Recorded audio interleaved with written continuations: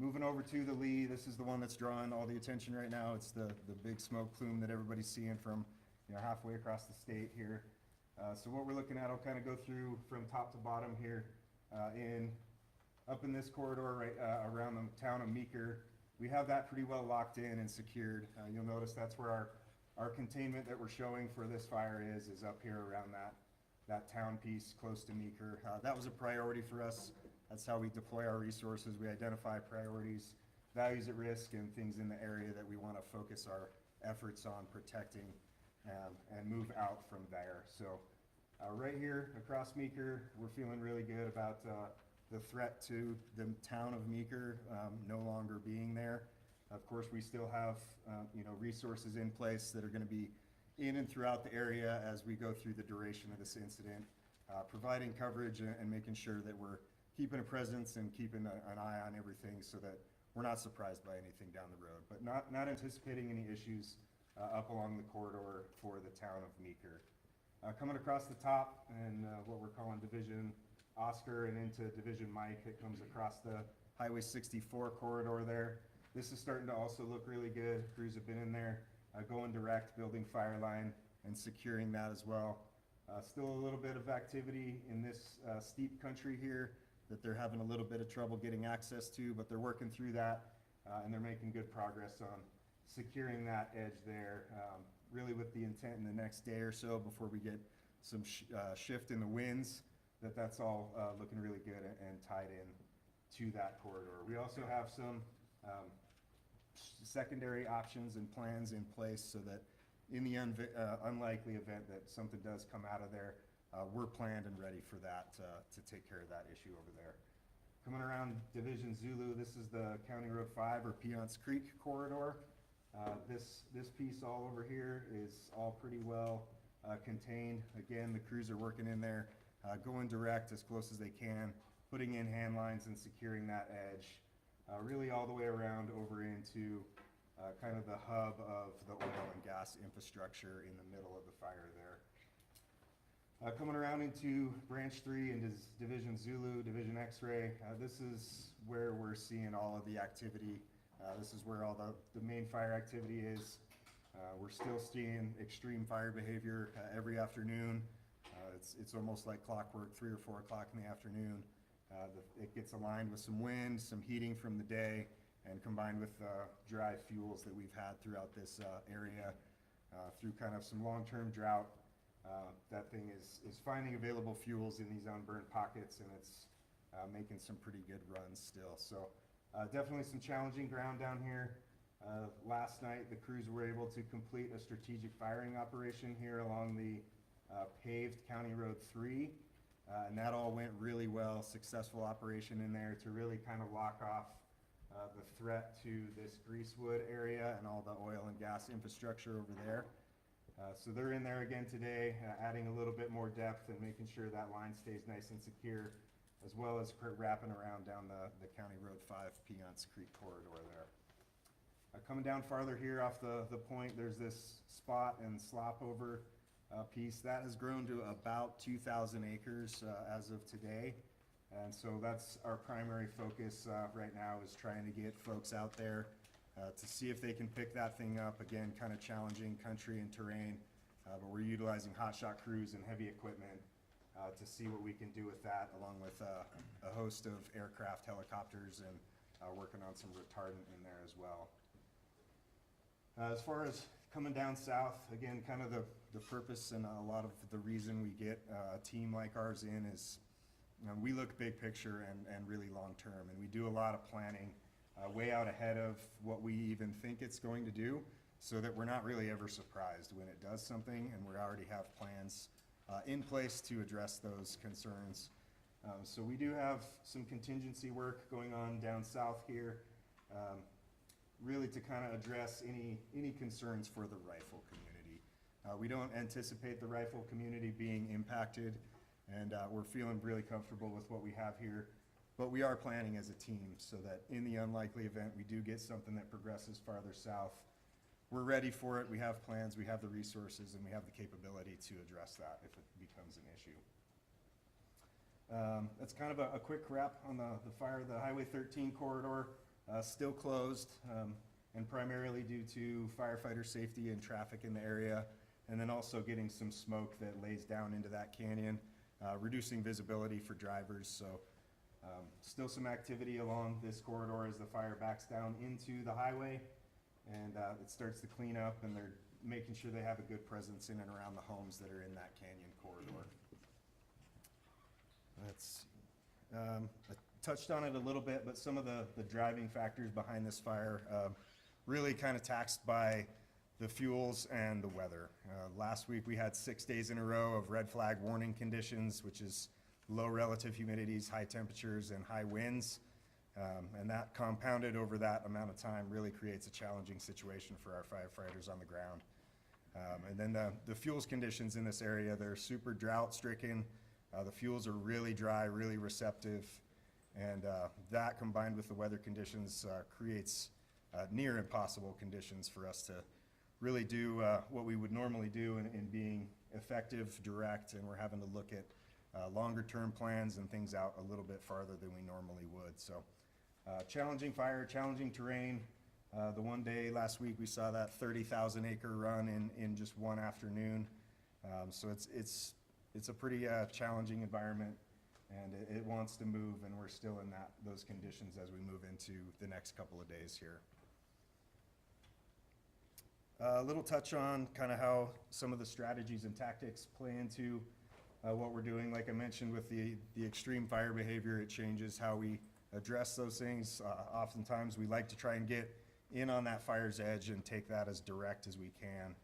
That's often one of the safest and most effective ways for us to battle fires like this. And with the conditions that we're having and how fast it's moving, we've had to switch to a more indirect strategy. And what some of that involves is picking lines that are a little bit farther out and anchoring them into a road system or a natural feature, canyon wall or something like that. And then utilizing timing with the weather and the wind to line up and do strategic firing. And what that allows us to do is to create fire and bring it to a containment feature on our terms and under our control, instead of allowing the fire to dictate that for us. So that's a lot of what we're employing on this incident, and the indirect strategy and that approach is being very successful for us. So it's a combination of that strategy, and then where the conditions allow and it gives us the opportunity to get in close and pick it up direct, we are taking advantage of those opportunities with the resources that we have here. I think that wraps up kind of my update, and thank you.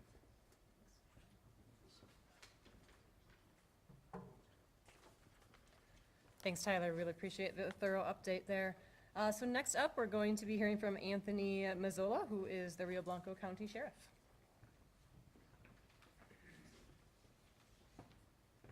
Good afternoon, everybody. Thank you for being here. Sheriff Anthony Mazzola, Rio Blanco County. We've had some challenging times here.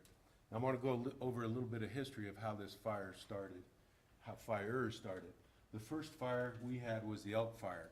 That started on August 2nd, right towards here down the end here, what we call this Mill Creek area. We had a witness see a lightning strike start, and that started the brush and the trees on fire. So we're 100% sure that was started by lightning. That started to take off and grow, and that was our main concern. And also, later on that afternoon, we had 2 fires start down here in the Piance area. We had the Lee fire and we had the Grease fire. Those were small on that day, and we weren't too concerned about it. Our primary concern was the elk fire. I got with our local volunteer fire department and our BLM partners and started talking a strategy. How do we go after the elk fire? So we hired called in a type 3 team to come in and manage that fire. And that was on August 2nd, we made that decision. On August 3rd, this fire starts blowing up, and we have to start doing some evacuations as it starts encroaching some residents along the County Road 8 area. We get the team in that night and start making plans to go after that fire. Meanwhile, these 2 fires down here which were all on BLM land at the time, really start taking off.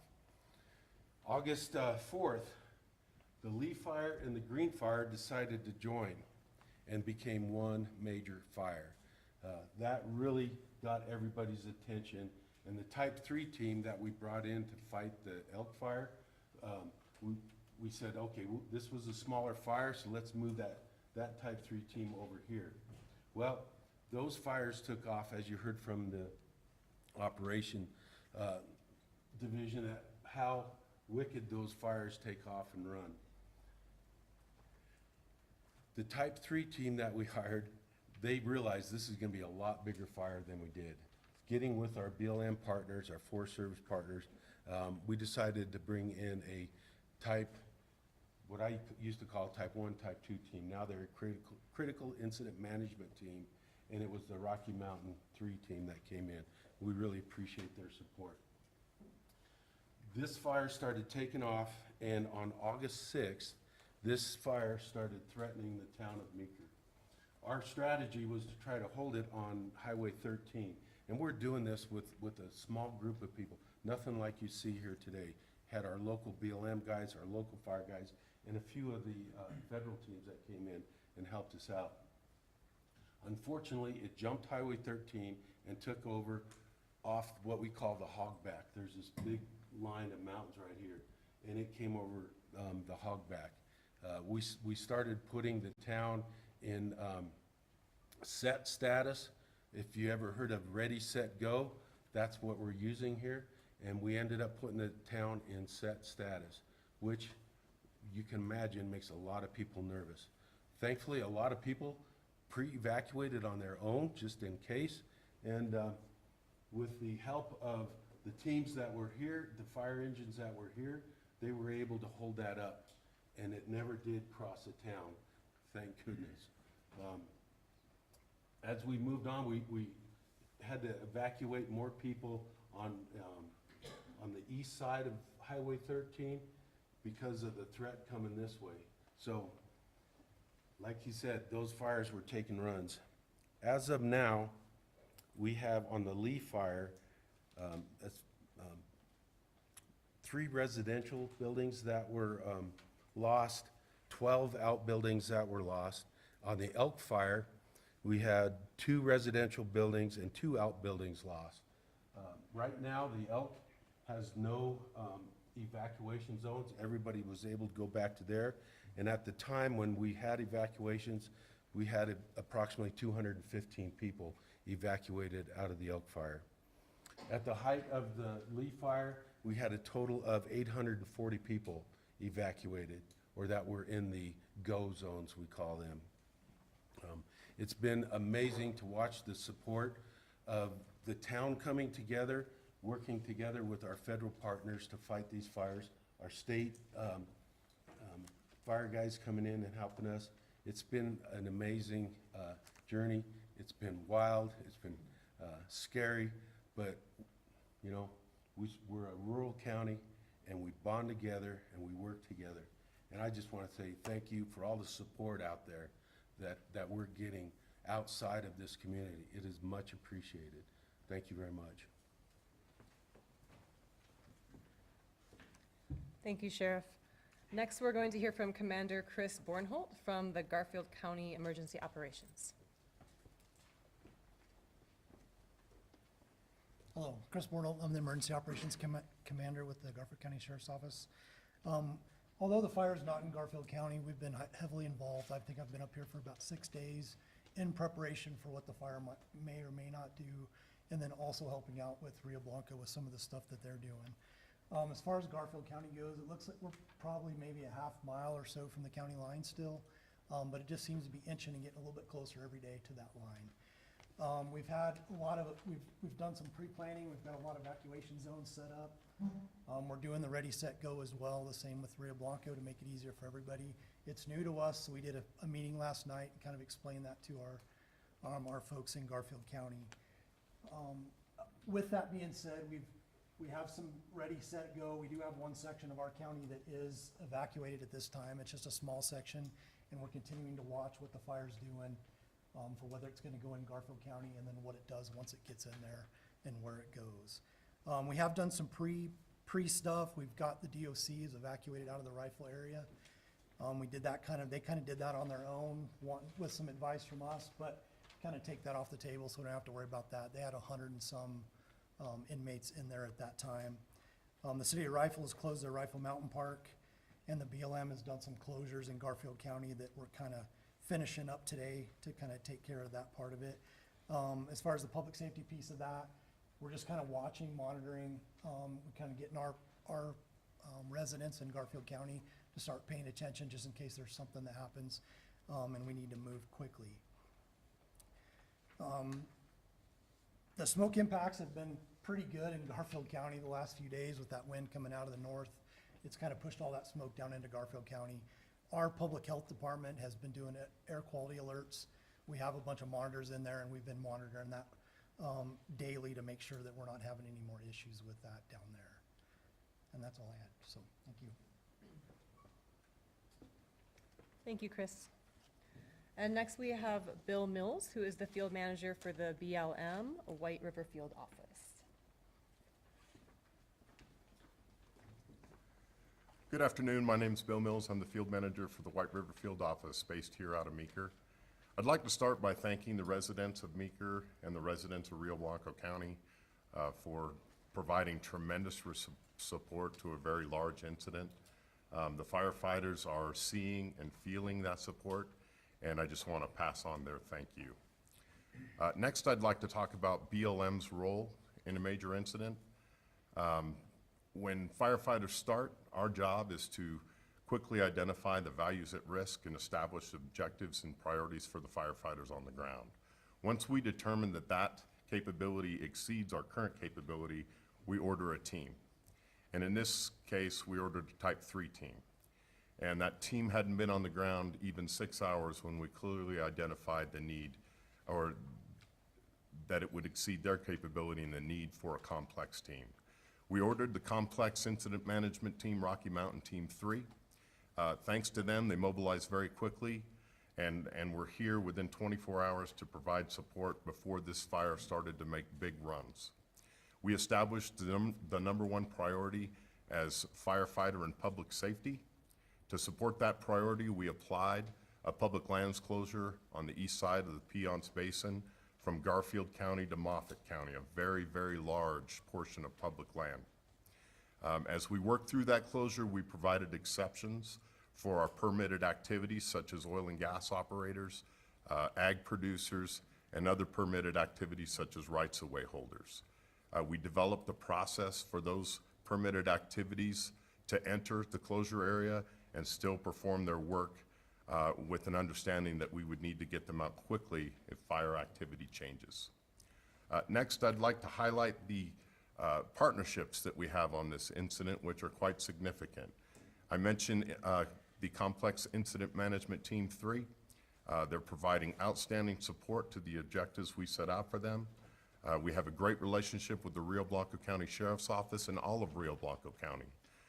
Partnering with us is the U.S. Forest Service, the Colorado Division of Fire Prevention and Control, and Colorado Parks and Wildlife, Garfield County, and the Rio Blanco Stock Growers Association. Together, we're putting up a united front. We're making clear decisions, and we have outstanding communication. One of the common questions we've received over the past several days are what are the impacts to the ag community, in particular cattle.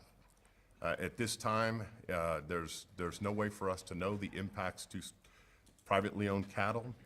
When it's safe to do so, we will put assessment teams in place and produce those kind of numbers of impact.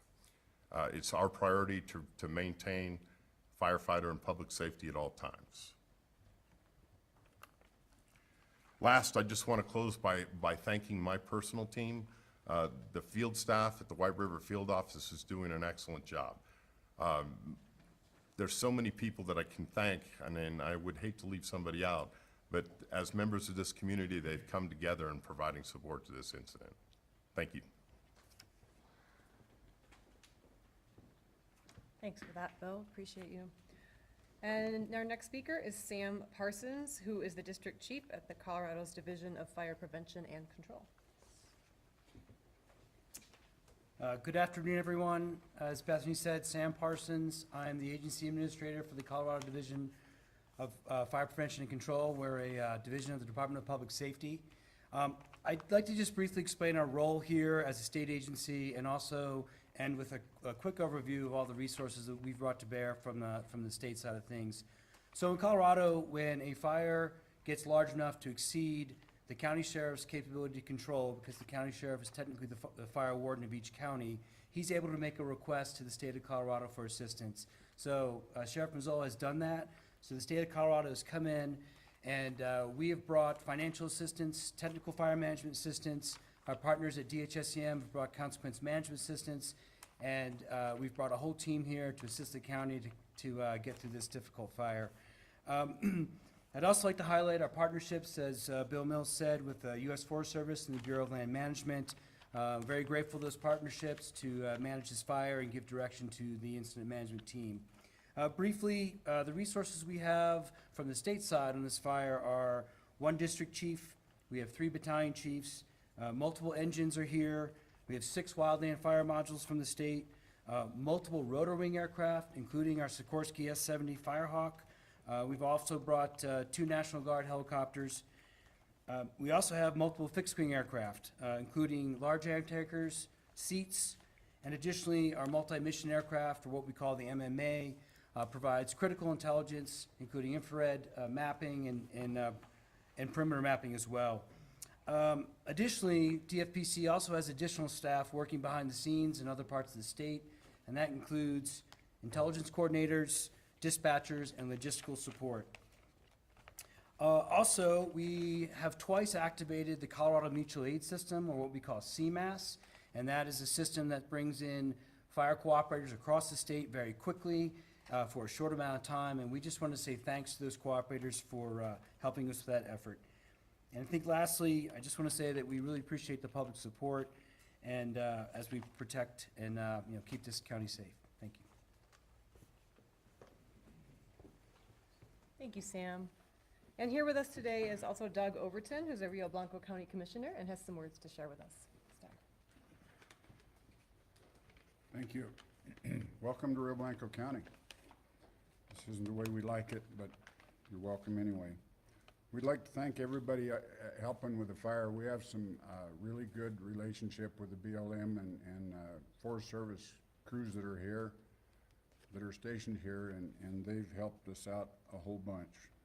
We want to thank the Sheriff's Department and all of the Rio Blanco County employees, Road and Bridge, everybody that has helped bring this fire under to where we're at. I also wanted to mention when this fire first started, we had some participation from the local fire department and the local BLM crews that are stationed here. They saved a lot of houses just with their quick response and the knowledge that they have of the area. They were able to save a lot of houses and did a really good job. We really appreciate them. And a lot of that was because of their early efforts. I want to thank the governor for his emergency declaration so that we can get federal funding to help us with this fire. This is going to be a huge expense to the county.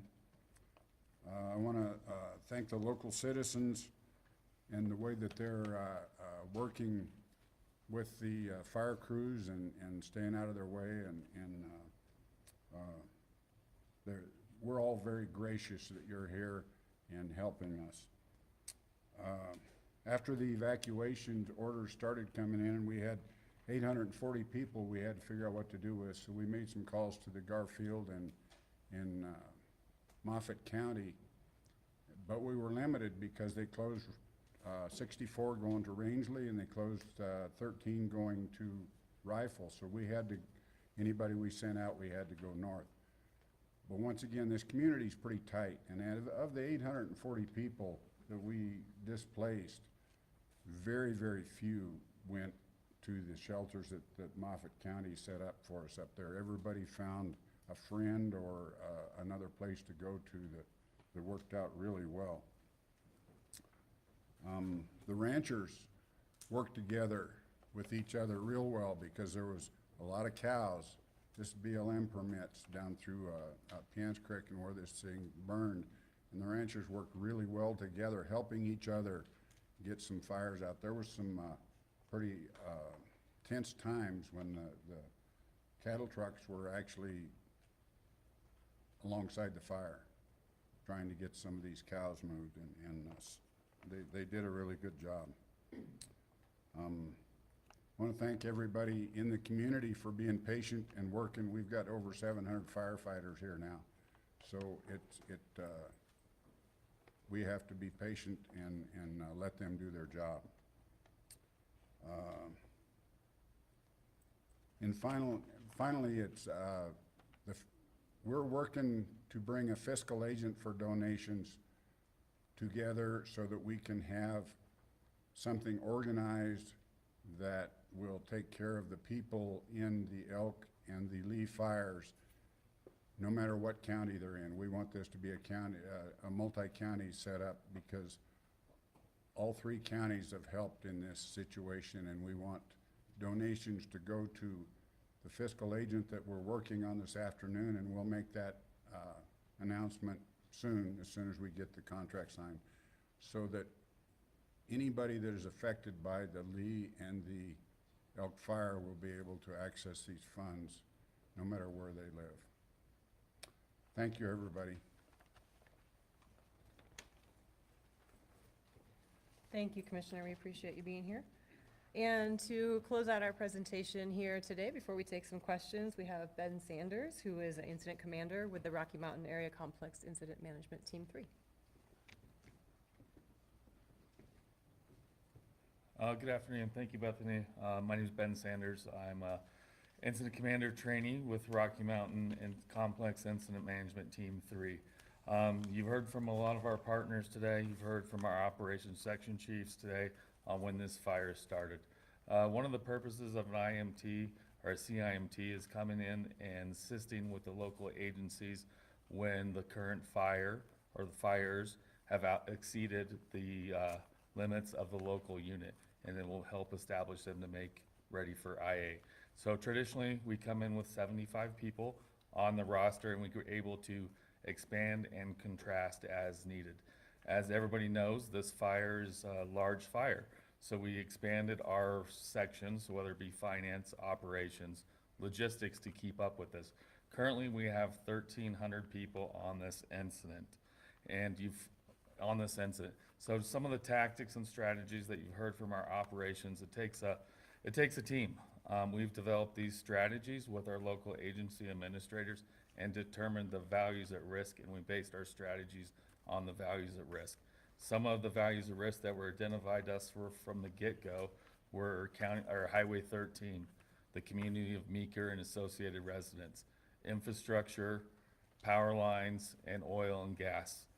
Those are the top three, and as the strategy has forced us to look at a broader picture into Rifle, and we incorporated the Garfield County Sheriff's Office and the City of Rifle as well. And they helped us define some of our risks, some of our values associated with this strategy as well, which is the Highway 13, I-70 corridor, and Rifle. And we were able to base all of our tactics on those current values, such as indirect strategy and using up in the Piance. Some of the major challenges that we faced on this one, you've heard from ops, is red flag conditions for 6 days, dry fuels conditions, extreme fire behavior, and that forced our hand to look at a broader picture, and we're looking out where we have the best probability of success of our firefighters, which reduces the risk to those folks as well. I'd like to thank all of our partners, the DFPC, the White River National Forest, White River Field Office, Garfield County Sheriff, as well as the Rio Blanco Sheriff, especially, and as well, City of Meeker and the Meeker Fire Department has helped us greatly in suppression actions in here. Thank you. Thank you, Ben, and thanks to all of our speakers today. And we're going to take an opportunity to take some questions. I do also want to note that Curtis Keach, who's the district ranger for Blanco Ranger District in the White River National Forest, is also here. So if you have any forest-specific or wilderness-related questions, he's here to take those for you as well. And just a quick reminder for everybody as we do go through some questions, this is still an active and evolving incident, as you know and can see. So just a reminder that there may still be a handful of questions out there that we know you really would like answers to. We don't necessarily always have answers to all of them right away either. You know, as was mentioned earlier, you know, by the BLM about cattle, et cetera, there's things that we're still assessing, right? So bear with us if there's a couple things that we can't exactly get for you right now. We'll always do our best to wrap up later and follow up if we can.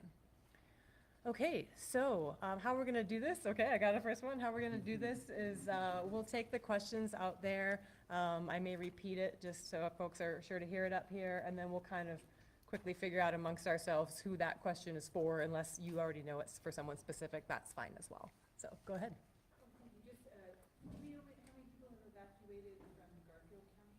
How many people have evacuated from Garfield County? And you're- 7 people. Are they separate residences, or is that one family?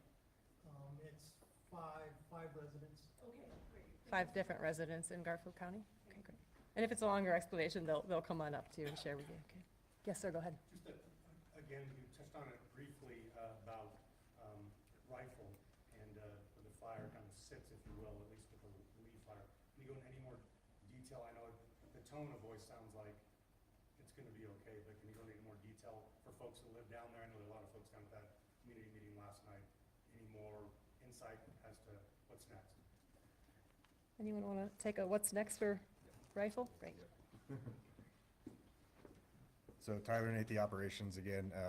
So to address the rifle concern there, kind of what we're looking at with where we're sitting with the current fire, everything other than this spot that we have over the Piance Creek Road here, County Road 5, is pretty well secured along that road. So this is our concern right now.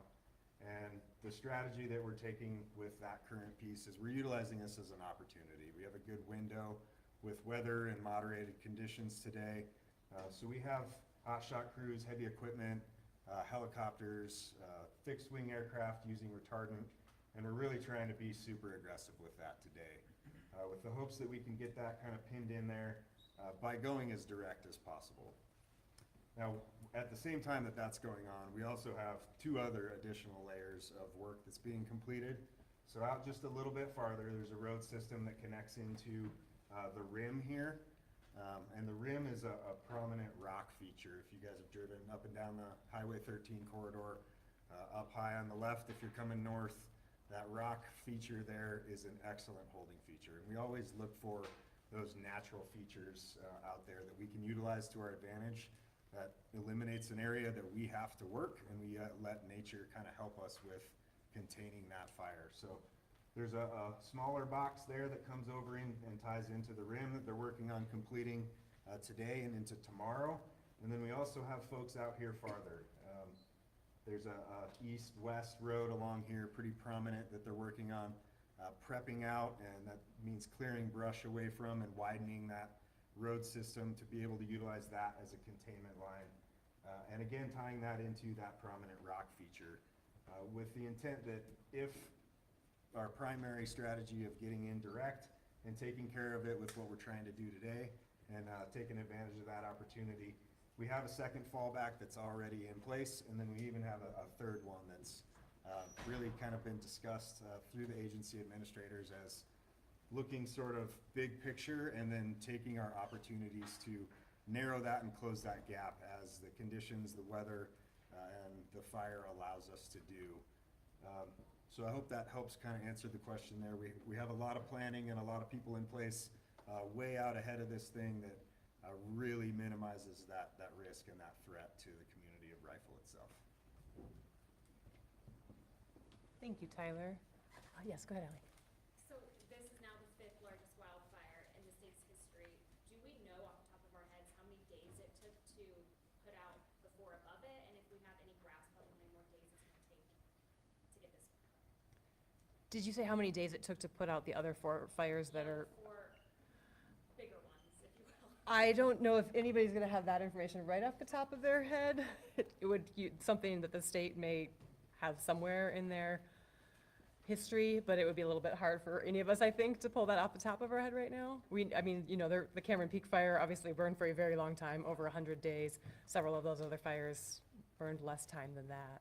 Are you prepping like this could be 100 days more here? I can answer that question. Sorry, Ben Sanders, IC attorney. No, we're not prepping for 100 days. We can't, at this moment, determine how long it's gonna take. It's whenever we accomplish the strategy and reduce the risk to values. That's our number one priority is values, reduce the risk, then we will worry about how long it will take after that. Yes, go ahead. We talked about the resources we're trying to protect, homes, obviously, but I think the oil and gas aspect of this is particularly interesting. We have an entire business, basically set along 13, right? How big did that play into, and how problematic would that be should something cross over that area?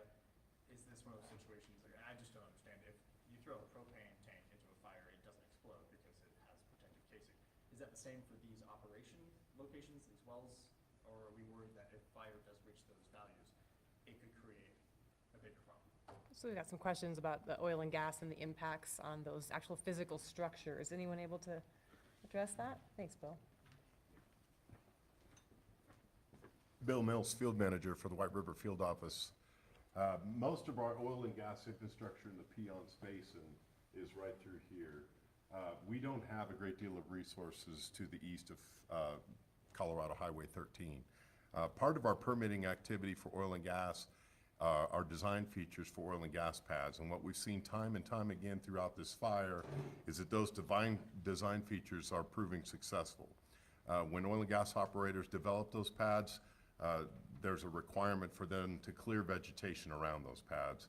And again, we'll have to do an assessment when the fire is complete, but what we've seen so far is that those design features have been very, very successful. Thanks, Bill. Mark, I saw your hand up. Yeah.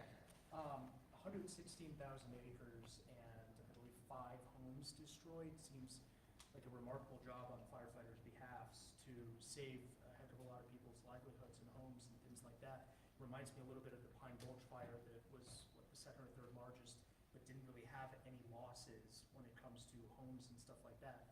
I don't know if there's either one of the firefighters or someone else who might be able to speak a little bit about protecting homes in particular, how you go about knowing where those are and putting firefighters at those places to help protect those homes so that the number is so low. Sounds like a great question for Operations Section Chief Tyler Nathy. I can just stay up here and I get that. Yeah, so the question is, you know, how do we protect the homes when we have this extreme fire behavior and it's moving so quickly into those areas? And really, it just comes down to prioritizing what we're looking at. So in the early couple days of even the team getting here and still waiting for some other resources to get in, we were pretty limited. So in some aspects, that makes it easier for us to identify. We only have so many resources. So we're going to concentrate those resources on protecting homes, on protecting life, on protecting property. So we have a lot of different strategies that we can utilize. If we have time involved, it involves clearing brush and removing some of the fuels around the houses. We can set up sprinkler systems, lay hose lines in there.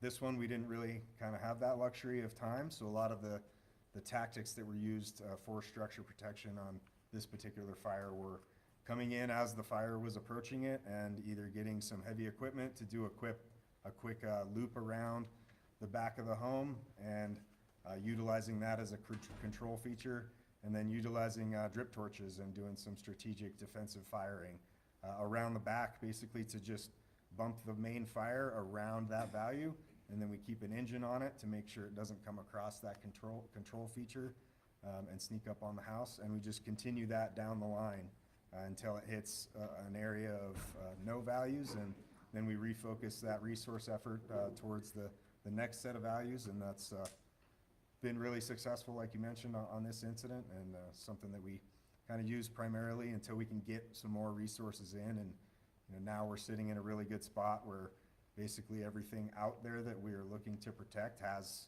engines and resources sitting on it, so that they're doing that prep work, and even out ahead of it where, we're even less likely to get any kind of impact from fire. They're in there already doing some of that work. They're putting in some of those lines. They're doing some structure protection stuff. They're getting a look at where they would place hose lines and sprinkler kits and all of that stuff, just so we're 3 or 4 or 5 days ahead of the potential for that impact coming in, and we're ready to receive it. Tyler, since you're up there, Yep. I'd like to hear your perspective on the volunteer firefighters in Meeker, who it sounds like really stepped up to protect their town, according to the sheriff, before some of the big federal teams could get here. Could you speak a little bit about that?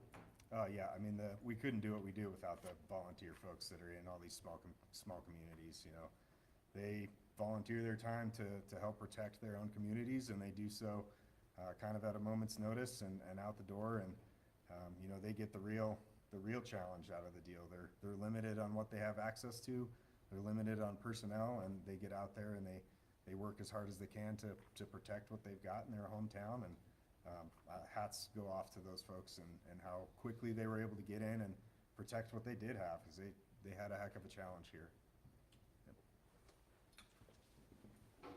One last one for him, if that's okay. Oh, yeah, I'm gonna go over here because he hasn't had one yet, and then we'll come back, okay? Can we say anything at this point in time about some of the landscape impacts? Like, do we know how hot the fire is burning and how that'll scorch and create a burn scar?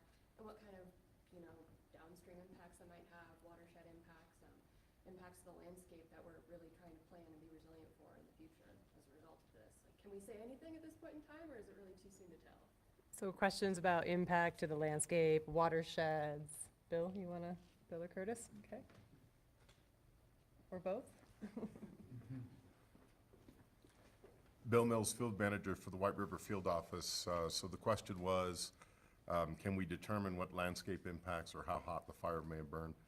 Part of the process of having an incident management team here is establishing priorities for recovery from the fire, and part of that will be an assessment to what the landscape can handle, and we will complete some restoration activities as quickly as we can, apply stabilization to areas around water sources, and a whole myriad of activities, including identifying fence lines and other things that will need to be restored, and develop a plan, a long-term plan for how that work will be completed. Go ahead, Vic.